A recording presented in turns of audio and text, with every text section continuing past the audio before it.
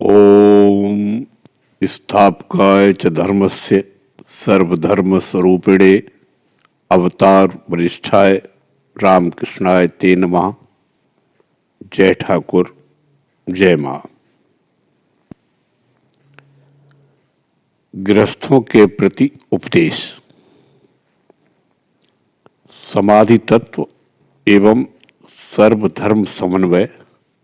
हिंदू, मुसलमान और ईसाई। दक्षिणेश्वर के मंदिर में श्री रामकृष्ण देव केदार आदि भक्तों के साथ वार्तालाप कर रहे हैं। आज रविवार अमावस्या 13 अगस्त 1882 ईस्वी है। समय दिन के 5 बजे का होगा। श्री केदार चटर्जी का मकान हाली शहर में है। वे सरकारी अकाउंटेंट का काम करते थे। बहुत दिन ढाका में रहे। उस समय श्री विजय गोस्वामी उनके साथ सदा श्री रामकृष्ण देव के विषय में वार्तालाप करते थे। ईश्वर की बात सुनते ही उनकी आंखों में आंसू भर आते थे। वे पहले ब्राह्म समाज में थे। श्री रामकृष्ण देव अपने कमरे के दक्षिण वाले बरामदे में भक्तों के साथ बैठे हैं। राम, मनोमोहन, सुरेंद्र, राखाल, भवनाथ, मास्टर आदि अनेक भक्त उपस्थित हैं। केदार ने आज उत्सव किया है। सारा दिन आनंद से बीत रहा है। राम ने एक गायक बुलाया है। उन्होंने गाना गाया। गाने के समय श्री रामकृष्ण देव समाधि मग्न होकर कमरे में छोटी खटिया पर बैठे हैं। मास्टर तथा अन्य भक्तगण उनके पैरों के पास बैठे हैं। श्री रामकृष्ण देव वार्तालाप करते करते समाधि तत्व समझा रहे हैं। कह रहे हैं, सच्चिदानंद की प्राप्ति होने पर समाधि होती है। उस समय कर्म का त्याग हो जाता है। मैं गायक का नाम ले रहा हूं। ऐसे समय यदि वे आकर उपस्थित होते हैं तो फिर उनका नाम लेने की क्या आवश्यकता। मधुमक्खी गुनगुन करती है कब तक? जब तक फूल पर नहीं बैठती। कर्म का त्याग करने से साधक का न बनेगा।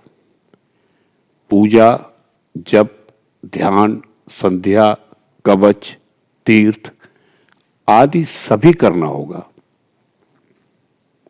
ईश्वर प्राप्ति के बाद यदि कोई विचार करना है तो वह वैसा ही है जैसा मधुमक्खी मधु का पान करती हुई अस्पष्ट स्वर से गुनगुनाती रहे। गायक ने अच्छा गाना गाया था। श्री रामकृष्ण देव प्रसन्न हो गए। उससे कह रहे हैं, जिस मनुष्य में एक बड़ा गुण है जैसे संगीत, विद्या, उसमें ईश्वर की शक्ति विशेष रूप से वर्तमान है। गायक बोले, महाराज, किस उपाय से उन्हें प्राप्त किया जा सकता है? श्री रामकृष्ण देव बोले, भक्ति ही सार है। ईश्वर तो सर्वभूतों में विराजमान है, तो फिर भक्त किसे कहूं? जिसका मन सदा ईश्वर में है। अहंकार, अभिमान रहने पर कुछ नहीं होता। मैं रूपी ढेरी में ईश्वर की कृपा रूपी जल नहीं ठहरता। लुढ़क जाता है, मैं यंत्र हूं। केदार आदि भक्तों से बोले, सब पथों से उन्हें प्राप्त किया जा सकता है, सभी धर्म सत्य हैं। छत पर उठने से मतलब है, सो तुम पक्की सीढ़ी से भी उठ सकते हो, लकड़ी की सीढ़ी से भी उठ सकते हो, बांस की सीढ़ी से भी उठ सकते हो, और रस्सी के सहारे भी उठ सकते हो, और फिर एक गांठदार बांस के सहारे भी उठ सकते हो। यदि कहो दूसरों के धर्म में अनेक भूल कुसंस्कार हैं, तो मैं कहता हूं हैं तो रहे। भूल सभी धर्मों में है, सभी समझते हैं मेरी घड़ी ठीक चल रही है। व्याकुलता होने से ही यह हुआ। उनसे प्रेम आकर्षण रखना चाहिए। वह अंतर्यामी जो हैं, वे अंतर की व्याकुलता आकर्षण को देख सकते हैं। मानो एक मनुष्य के कुछ बच्चे हैं, उनमें से दो जो बड़े हैं, वे बाबा या पापा इन शब्दों को स्पष्ट रूप से कहकर उन्हें पुकारते हैं, और जो बहुत छोटे हैं, वे बहुत हुआ तो बा या पा कहकर पुकारते हैं। जो लोग सिर्फ बा या पा कह सकते हैं, क्या पिता उनसे असंतुष्ट होंगे? पिता जानते हैं कि वे उन्हें ही बुला रहे हैं, परंतु वे अच्छी तरह उच्चारण नहीं कर सकते। पिता की दृष्टि में सभी बच्चे बराबर हैं। फिर भक्तगण उन्हें ही अनेक नामों से पुकार रहे हैं, एक ही व्यक्ति को बुला रहे हैं। एक तालाब के 4 घाट हैं। हिंदू लोग एक घाट में जल पी रहे हैं और कहते हैं जल। मुसलमान लोग दूसरे घाट में पी रहे हैं, कहते हैं पानी। अंग्रेज लोग तीसरे घाट में पी रहे हैं और कह रहे हैं वाटर। और कुछ लोग चौथे घाट में पी रहे हैं और कहते हैं अकुआ। एक ईश्वर के अनेकों नाम हैं। श्री रामकृष्ण देव दक्षिणेश्वर मंदिर में भक्तों के साथ विराजमान है। दिन बृहस्पतिवार है, सावन शुक्ला दशमी, 24 अगस्त 1882 ईस्वी। आज श्री रामकृष्ण देव के पास हाजरा, महास है, रामलाल, राखाल आदि रहते हैं। श्रीयुत रामलाल श्री रामकृष्ण देव के भतीजे हैं। काली मंदिर में पूजा करते हैं। मास्टर ने आकर देखा, उत्तर पूर्व के लंबे बरामदे में श्री रामकृष्ण देव हाजरा के पास खड़े हुए बातें कर रहे हैं। मास्टर ने भूमिष्ठ हो श्री रामकृष्ण देव की चरण वंदना की। श्री रामकृष्ण देव का मुख साहस्य है। मास्टर से कहने लगे, विद्यासागर से और भी 2-1 बार मिलना चाहिए। चित्रकार पहले नक्शा खींच लेता है, फिर उस पर रंग चढ़ाता रहता है। प्रतिमा पर पहले 2-3 बार मिट्टी चढ़ाई जाती है, फिर वह ढंग से रंगी जाती है। ईश्वर विद्यासागर का सब कुछ ठीक है, सिर्फ ऊपर कुछ मिट्टी पड़ी हुई है। कुछ अच्छे काम करता है, परंतु हृदय में क्या है उसकी खबर नहीं।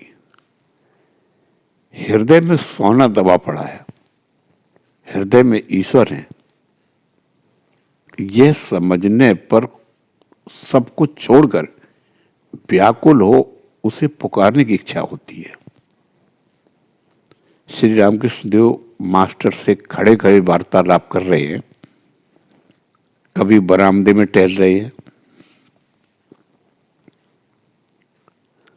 साधना और पुरस्कार।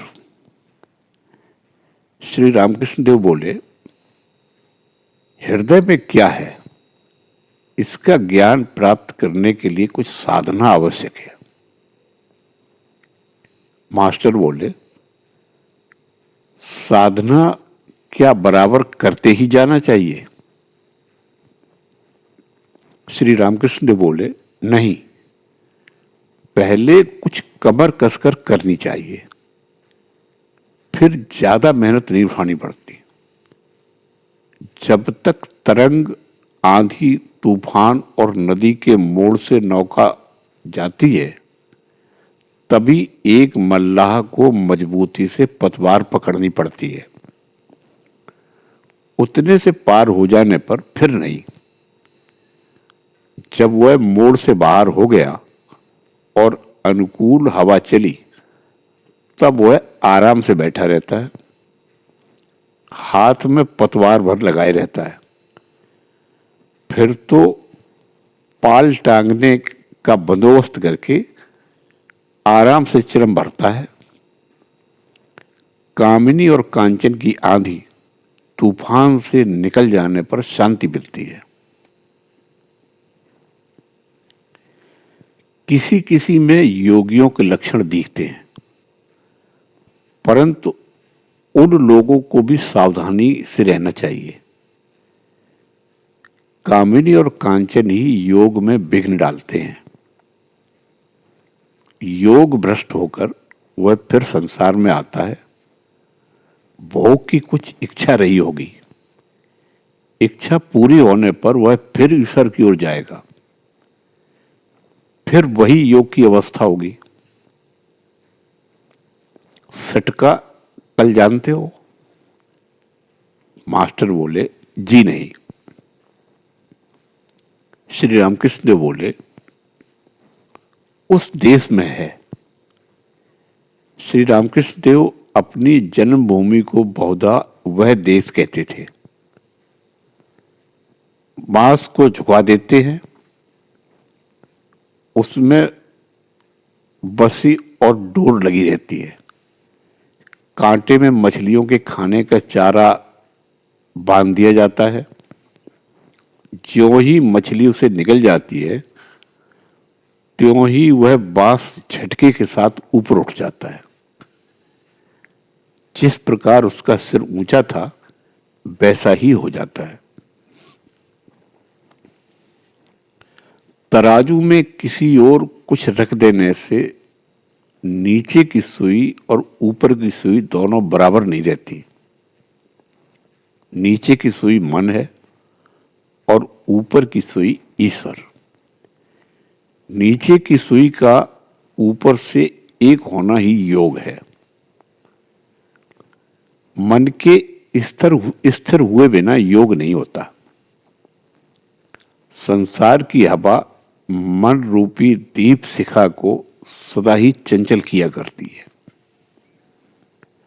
वह शिखा यदि जरा भी न हिले तो वह योग की अवस्था हो जाती है।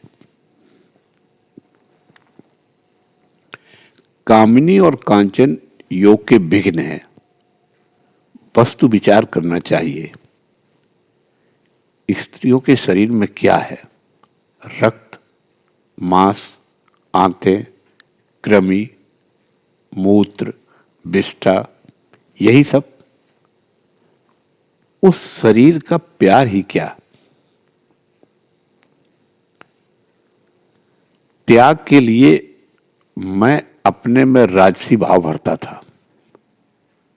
साध हुई थी कि जरी की पोशाक पहनूंगा, अंगूठी पहनूंगा, नेचे से फरसी में तंबाकू पीऊंगा, जरी की पोशाक पहनी।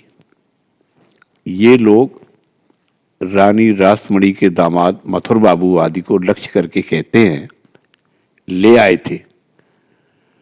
कुछ देर बाद मन से कहा, यही साल है और यही अंगूठी है, यही फरसी में तंबाकू पीना है। सब फेंक दिया। तब से फिर मन नहीं चला। शाम हो रही है। घर से पूर्व की ओर के बरामदे में घर के द्वार के पास ही अकेले में श्री रामकृष्ण देव मणि से बातें कर रहे हैं। श्री रामकृष्ण देव बोले, योगियों का मन सदा ईश्वर में लगा रहता है, सदा आत्मस्थ रहता है।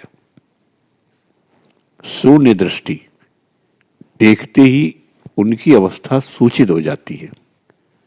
समझ में आ जाता है कि चिड़िया अंडे को से रही है। सारा मन अंडे की ओर है। ऊपर दृष्टि तो नाम मात्र की है। अच्छा, वह चित्र क्या मुझे दिखा सकते हो? मणि बोले, जो आज्ञा, चेष्टा करूंगा यदि कहीं मिल जाए। निष्काम कर्म तथा विद्या का संसार। शाम हो गई। काली मंदिर, राधा कांति जी के मंदिर और अन्य कमरों में बत्तियां जला दी गई। श्री रामकृष्ण देव अपनी छोटी खाट पर बैठे हुए जगन माता का स्मरण कर रहे हैं। तदंतर आप ईश्वर का नाम जपने लगे। घर में धूनी दी गई है। एक और दीवट पर दिया जल रहा है। कुछ देर बाद शंख, घंटा आदि बजने लगे। काली मंदिर में आरती होने लगी। तिथि शुक्ला दशमी है। चारों ओर चांदनी छिटक रही है। आरती हो जाने पर कुछ क्षण बाद श्री रामकृष्ण देव मणि के साथ अकेले अनेक विषयों पर बातें करने लगे। मणि फर्श पर बैठे हैं। श्री रामकृष्ण देव बोले, कर्म निष्काम करना चाहिए। ईश्वर चंद्र विद्यासागर को जो कर्म करता है वे अच्छे कर्म है। वह निष्काम कर्म करने की चेष्टा करता है। मणि बोले, जी हां।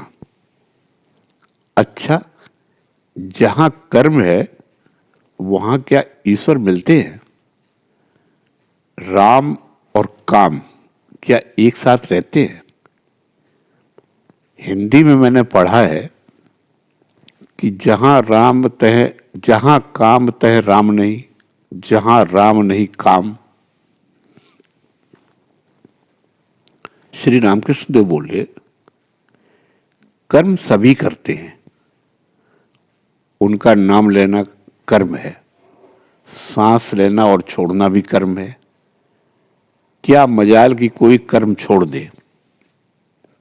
इसलिए कर्म करना चाहिए, किंतु फल ईश्वर को समर्पित कर देना चाहिए। मणि बोले, तो क्या ऐसी चेष्टा की जा सकती है कि जिससे अधिक धन मिले?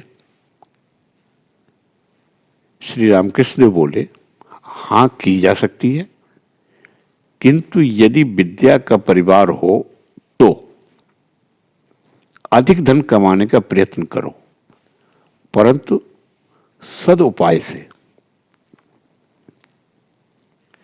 उद्देश्य उपार्जन नहीं, ईश्वर की सेवा है। धन से यदि ईश्वर की सेवा होती है तो उस धन में दोष नहीं है। मणि बोले, घर वालों के प्रति कर्तव्य कब तक रहता है? श्री रामकृष्ण देव बोले, उन्हें भोजन वस्त्र का दुख न हो। संतान जब स्वयं स्वयं समर्थ होगी तब उसके भार ग्रहण की आवश्यकता नहीं। चिड़ियों के बच्चे जब खुद चुगने लगते हैं तब मां के पास यदि खाने के लिए आते हैं तो मां चोंच मारती है। मणि बोले, कर्म कब तक करना होगा? श्री रामकृष्ण देव बोले, फल होने पर फूल नहीं रह जाता।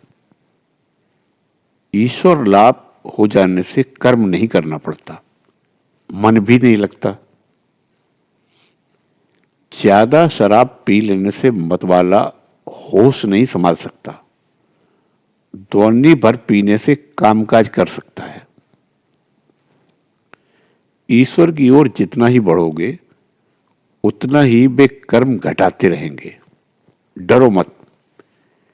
गृहस्थ की बहू के जब लड़का होने वाला होता है तब उसकी सास धीरे धीरे काम घटाती जाती है। 10वें महीने में काम छूने भी नहीं देती। लड़का होने पर वह उसी को लिए रहती है।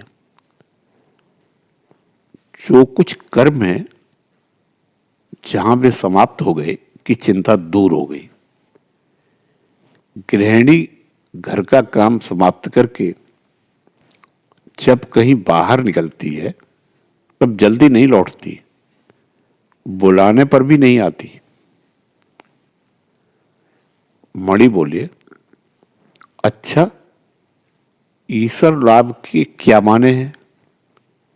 ईश्वर दर्शन किसे कहते हैं और किस तरह होते हैं?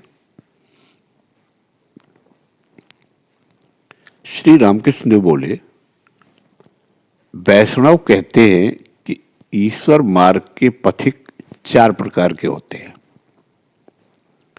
प्रवर्तक, साधक, सिद्ध और सिद्धों में सिद्ध।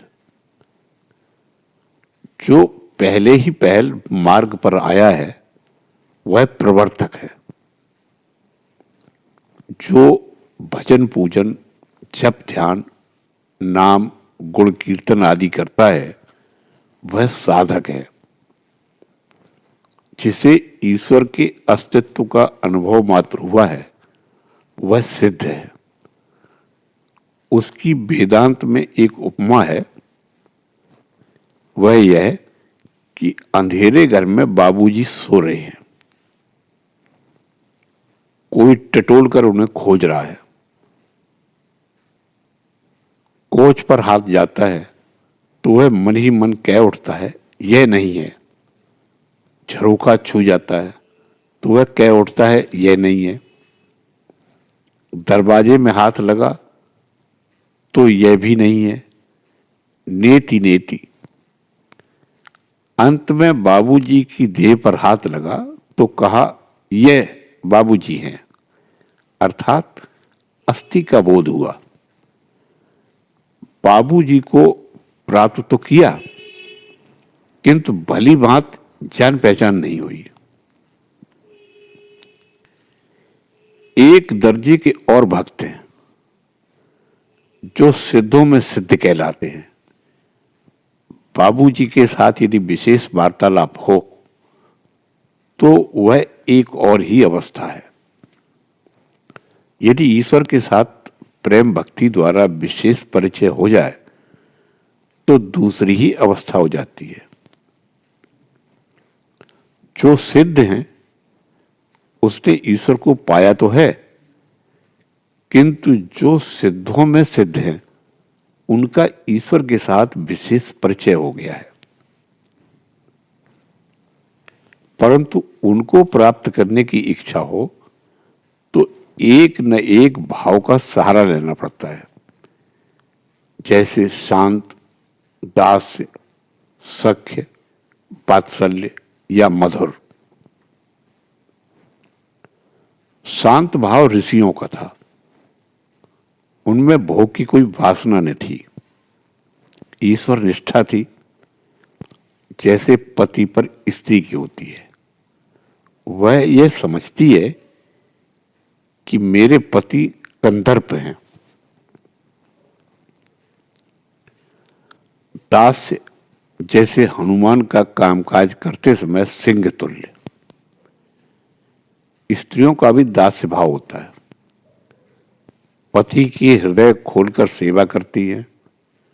माता में भी यह भाव कुछ कुछ रहता है। यशोदा में था। सख्य मित्र भाव। आओ पास बैठो। सुदामा आदि श्री कृष्ण को कभी झूठे फल खिलाते थे, कभी कंधे पर चढ़ते थे। वात्सल्य जैसे यशोदा का। स्त्रियों में कुछ कुछ होता है। स्वामी को खिलाते समय मानो जी काढ़ कर रख देती है। लड़का जब भरपेट भोजन कर लेता है तभी मां को संतोष होता है। यशोदा कृष्ण को खिलाने के लिए मक्खन हाथ में लिए घूमती फिरती थी। मधुर जैसे श्री राधिका का भाव। स्त्रियों का भी मधुर भाव है। इस भाव में शांत, दास्य, सख्य, वात्सल्य सब भाव है। मणि बोले, क्या ईश्वर के दर्शन इन्हीं नेत्रों से होते हैं? श्री रामकृष्ण बोले, चर्म चक्षु से उन्हें कोई नहीं देख सकता। साधना करते करते शरीर प्रेम का हो जाता है। आंखें प्रेम की, कान प्रेम के, उन्हीं आंखों से वे देख पड़ते हैं। उन्हीं कानों से उनकी वाणी सुन पड़ती है। और प्रेम का लिंग और योनि भी होती है। यह सुनकर मणि खिलखिलाकर हंस पड़े। श्री रामकृष्ण देव जरा भी नाराज न होकर फिर कहने लगे, इस प्रेम के शरीर में आत्मा के साथ रमण होता है।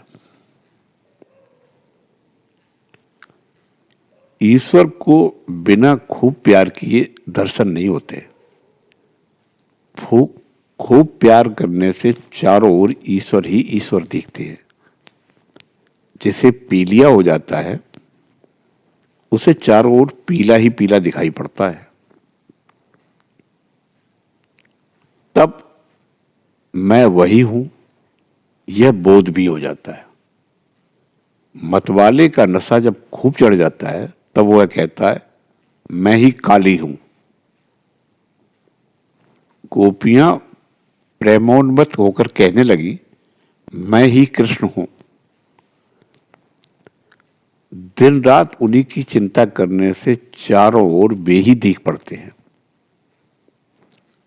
जैसे थोड़ी देर दीप शिखा की ओर ताकते रहो तो फिर चारों ओर सब कुछ शिखा में ही दिखाई देता है। मणि सोचते हैं कि वह शिखा तो सत्य शिखा है नहीं। अंतर्यामी श्री रामकृष्ण देव कहने लगे, चैतन्य की चिंता करने से कोई अचेत नहीं हो जाता। शिवनाथ ने कहा था, ईश्वर की बार बार चिंता करने से लोग पागल हो जाते हैं। मैंने उससे कहा, चैतन्य की चिंता करने से क्या कभी कोई चैतन्यहीन होता है? मणि बोले, जी समझा। यह तो किसी अनित्य विषय की चिंता है। जो नित्य और चेतन है उनमें मन लगाने से मनुष्य अचेतन क्यों होने लगा? श्री रामकृष्ण देव प्रसन्न होकर बोले, यह उनकी कृपा है। बिना उनकी कृपा के संदेह दूर नहीं होता। आत्मदर्शन के बिना संदेह दूर नहीं होता। उनकी कृपा होने पर फिर कोई भय की बात नहीं रह जाती। पुत्र यदि पिता का हाथ पकड़कर चले तो गिर भी सकता है, परंतु पिता पुत्र का हाथ पकड़े तो फिर गिरने का कोई भय नहीं। यदि वे कृपा करके संशय दूर कर दें और दर्शन दें तो फिर कोई दुख नहीं, परंतु उन्हें पाने के लिए खूब व्याकुल होकर पुकारना चाहिए, साधना करनी चाहिए, तब उनकी कृपा होती है। पुत्र को दौड़ते हाँफते देखकर माता को दया आ जाती है। मां छिपी थी, सामने प्रकट हो जाती है। मणि सोच रहे हैं, ईश्वर दौड़ धूप क्यों कराते हैं? श्री रामकृष्ण देव तुरंत कहने लगे, उनकी इच्छा कि कुछ देर दौड़ धूप हो, आनंद मिले। लीला से उन्होंने संसार की रचना की है, इसी का नाम महामाया है। अतएव उस शक्ति रूपणी महामाया की शरण लेनी पड़ती है। माया के पासों ने बांध लिया है, पास काटने पर ईश्वर के दर्शन हो सकते हैं। आद्या शक्ति महामाया तथा साधना। श्री रामकृष्ण देव बोले, कोई ईश्वर की कृपा प्राप्त करना चाहे तो उसे पहले आद्या शक्ति रूपिणी महामाया को प्रसन्न करना चाहिए। वे संसार को मुक्त करके सृष्टि, स्थिति और प्रलय कर रही है। उन्होंने सबको अज्ञानी बना डाला है। वे जब द्वार से हट जाएंगी तभी जीव भीतर जा सकता है। बाहर पड़े रहने से केवल बाहरी वस्तुएं देखने को मिलती हैं। नित्य सच्चिदानंद पुरुष नहीं मिलते। इसीलिए पुराणों में है, सप्तशती में मधु कैटव का वध करते समय ब्रह्मादि देवता महामाया की स्तुति कर रहे हैं।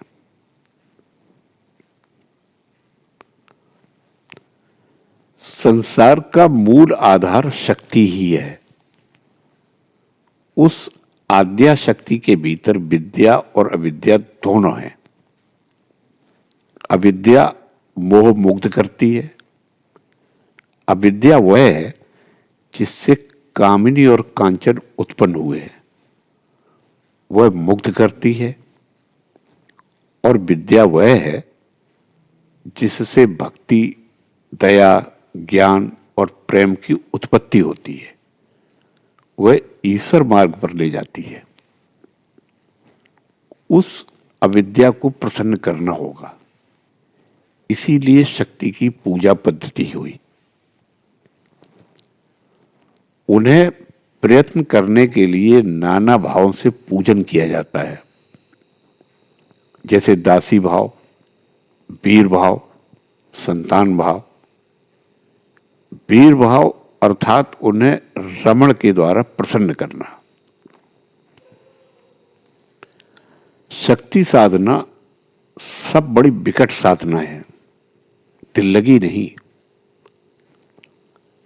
मैं मां के दासी भाव में से और सखी भाव से 2 वर्ष तक रहा,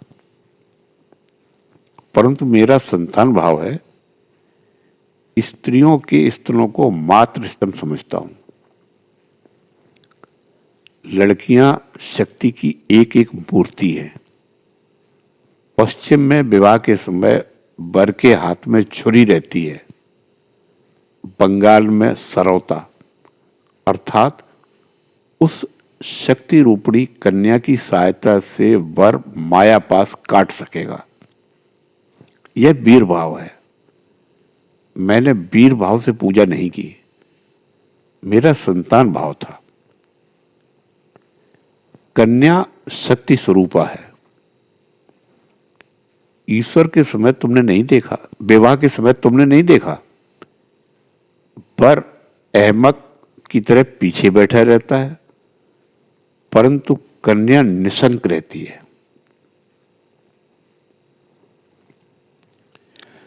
ईश्वर लाभ करने पर उनके बाहरी ऐश्वर्य, संसार के ऐश्वर्य को भक्त भूल जाता है।